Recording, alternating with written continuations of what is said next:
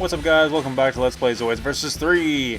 So I gravely apologize for the end of the last video because I greatly misspoke when I said that we would be destroying a hover cargo in this mission. We will be destroying a hover cargo in a later mission in the same video. We will not be destroying one here, however. We will be protecting it from, as I said before, the Zoids and the Storm Tyranno, which is a variant of the Berserk Fury. It's actually one we've not been able to see on screen. I mentioned it briefly in the in Battle Legends with its horribly mistranslated name in the garage there we can buy in tournament mode, but it's never seen in tournament mode in an actual battle, and it's never seen in the campaign. So now we're actually fighting it.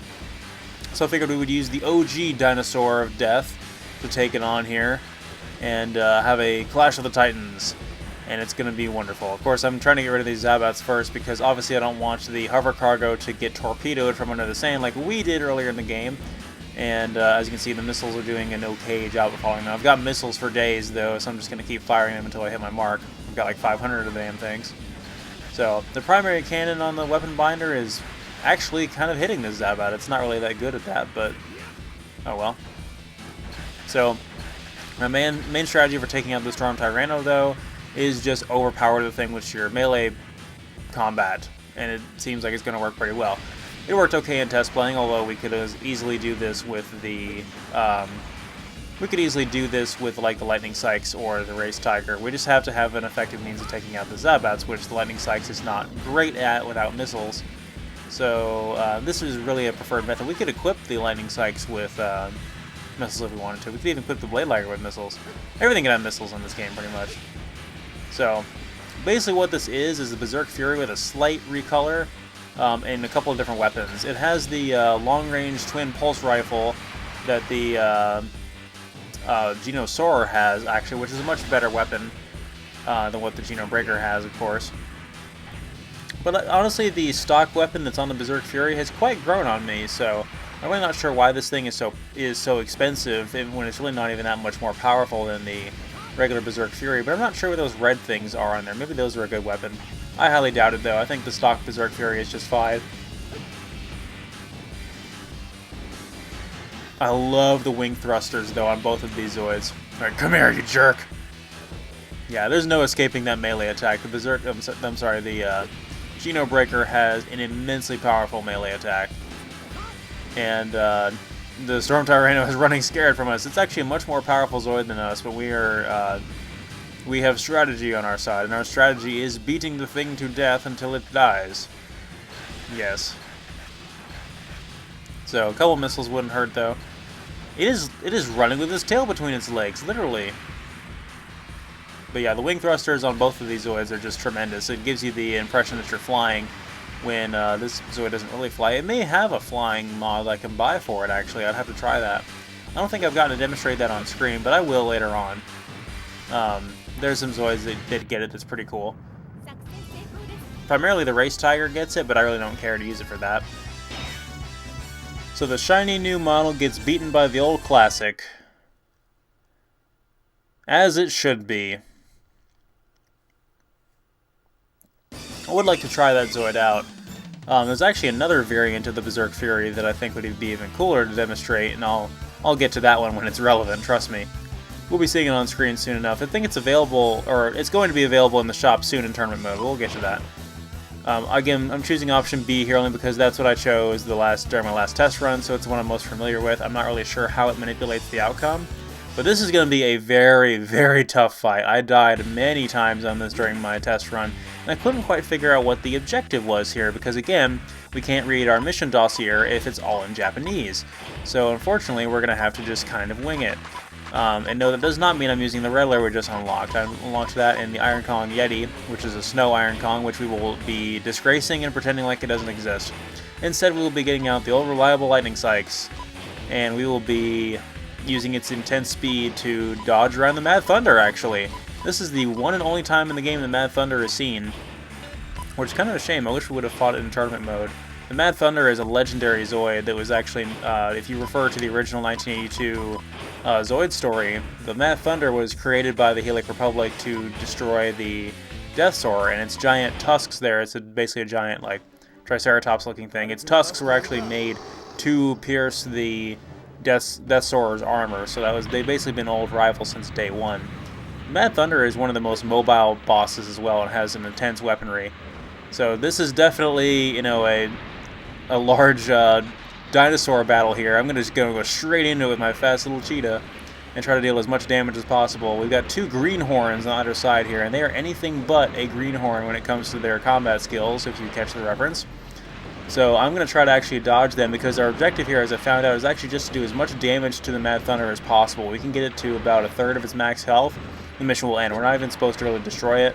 I thought that maybe it's if a certain amount of time passes, but I should be able to get this down in about a minute or so.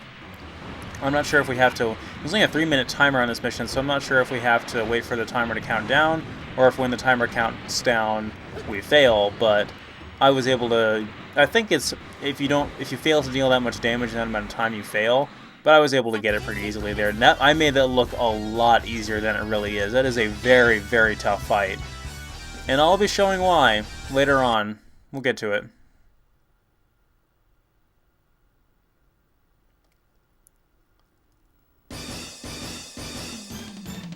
Alright, so another random show of power here. I'm very confused as to what's going on in the story here, because we're not having to actually defeat these Zoids.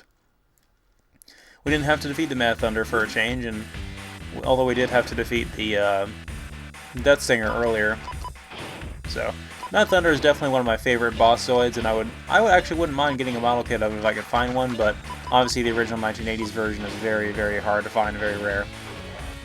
But it's changed very little over the years, so I just like the design of it. So, like I said, we're going to be destroying a hover cargo now, and in doing so, I'm going to be finally demonstrating the Killer Spiner. And, or the Dark Spiner, I should say, with the Killer Dome on the top, so that makes it the Killer Spiner, as I said before. I may have misspoke in the previous video when I called it the Killer Spiner. It's actually called the Dark Spiner until you equip it with a Killer Dome. The Killer Dome is actually in a completely separate Zoid, never really seen in this trilogy or very much in the anime at all, but it is a Zoid and Zoids Fusors that combines with the Dark Spiner, obviously, to make it the Killer Spiner. It's a Fusor Zoid, that's all it does. I actually have a model kit of the Killer Dome itself, but it's actually just a weapon in this game meant to equip to the Dark Spiner, and that's what we'll be using. So there's the main Spiner fin thing that comes on the back of the Dark Spiner is pretty good, but I would rather use the Killer Dome, mainly because of personal nostalgia from having the model kit for the Killer Dome, but also it's a very good weapon, and I'd like to demonstrate it on screen.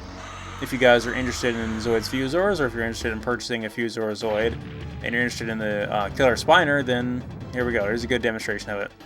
So it's going to be another dinosaur battle, as if we hadn't have enough of those in this video. So we're going to be fighting two Gojuluses, and thankfully they're pretty stock Gojulus for the most part. They do have some good weapons. They have a strange backpack missile pod thing, which does something, I'm sure. The Killer Dome is actually going to be my primary means of attacking these enemies, and the Killer Dome actually has two different kinds of attacks. It has a rapid-fire blaster that it fires from its two claws, which deals an immense amount of damage. Probably what I'm going to be using to take out the hover cargo when we get to the end here.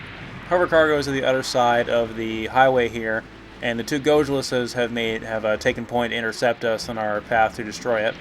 So we're going to be dealing with them as the game intends for us to do. We're not just going to be skipping right past them, because that would be silly. Of course, I'm sure we can do that if we really wanted to. Thankfully, it's a big target because the projectiles from the Killer Dome are pretty spread apart. The other weapons I don't really care about. There's a twin handgun weapon on here, and there's some missiles. Not really a whole lot I really care about. This thing has a pretty ferocious melee attack, too, and has an interesting walk cycle because it has those big legs. And I've got boosters on it, so it can walk even faster. Alright, that's one Gojulus down. Let's worry about the other one now. They really stand no chance. Like, the stock Gojulus is just a joke compared to what we've fought with the Gojulus Giga now. Still a cool Zoid. Very, I like the aesthetic of it. It's one of the old school Zoids. I kind of like the old school look compared to the Fusor's look of the Killer Spiner here. Ah, we just got tail whipped. Lovely. Let's deal with this and go move on to the hover cargo, shall we? And as I was saying, the Killer Dome actually has another secondary attack, and I for the life of me, have no idea how to trigger the transition from one attack to the other. The other one is like a rapid fire. It uses the same ammo pool too, which is strange. It's like a rapid fire lunge with the claws, but deals stunning damage. And should be able to demonstrate that here. Yeah, here it goes. I have no idea what triggers that at all, but yeah, we're going to be using that to damage the hover cargo a little bit. It's not really doing damage very fast. It has about 5,000 health, so... But thankfully there's no adversaries in our way, so we can pretty much wail on this thing as much as we want.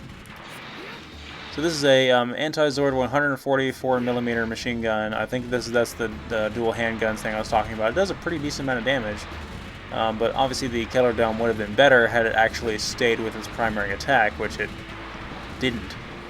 Also, if I didn't say so before about the hover cargo, it's also a terrible... Whoa! I didn't know they could do that. It's turning around for some reason. Maybe it can't escape from us during this fight. Oh, the 2 cannon. I'm sure there's something underneath of it there. Doing as much damage as we can. And the hover cargo is a horrible abomination of scale when it comes to this game. It's way smaller than it actually is in the show, because in the show it was able to be a base for multiple Zoids and launch the Liger Zero out of it. Wow, S rank. We did a pretty good job then. But yeah, I guess the hover cargo can't escape from this in this map. It just keeps going back and forth on the road there.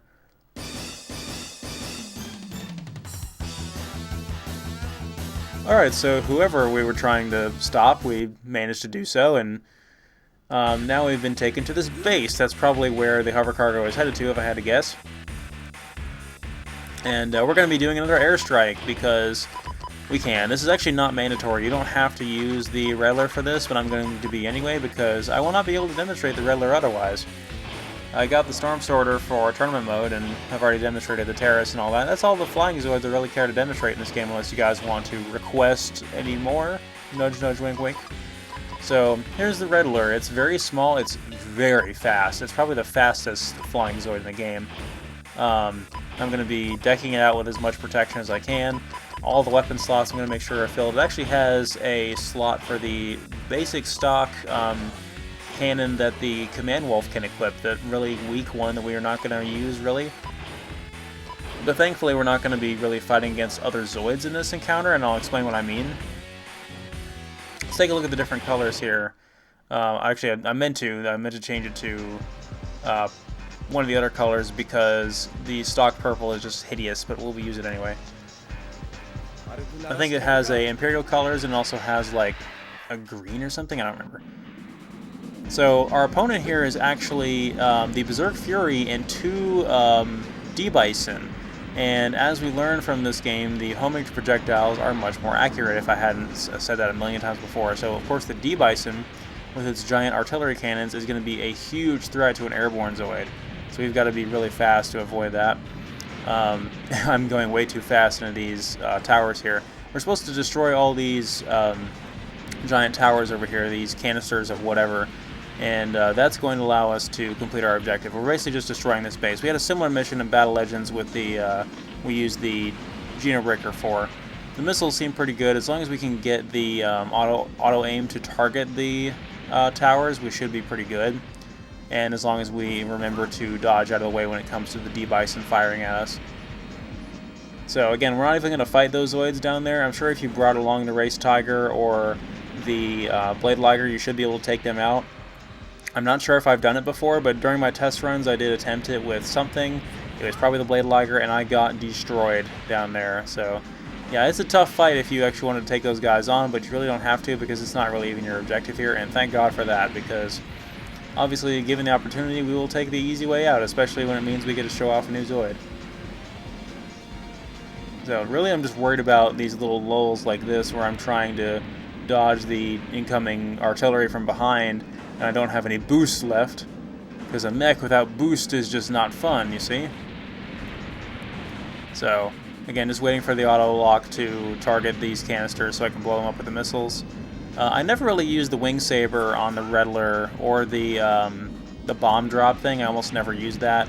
I mainly just use that underbarrel cannon that I equip because it's decently good, and then the missiles. That's really all I need for this mission.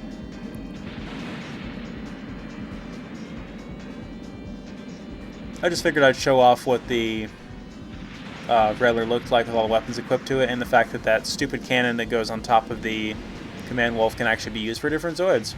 Not many different Zoids, but some. So there's 4 corners all the way around the base itself, and then in the center here there's more canisters up here. Oh, this could be bad.